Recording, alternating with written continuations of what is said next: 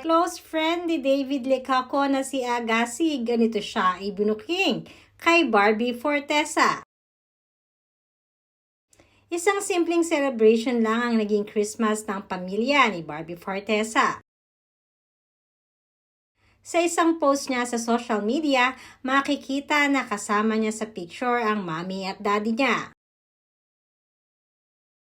Bagay na ayon nga kay Barbie ay isa ito sa pinagpapasalamat niya ay walang iba kundi ang pamilya niya. Though hindi sila kumpleto ngayong Christmas, ay feeling blessed pa din naman di umano siya.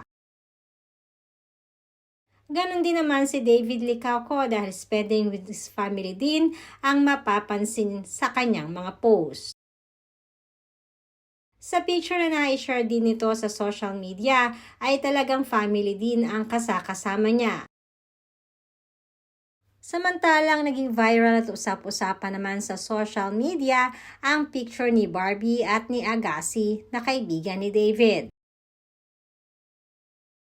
Si Agassi ay isa ding vlogger.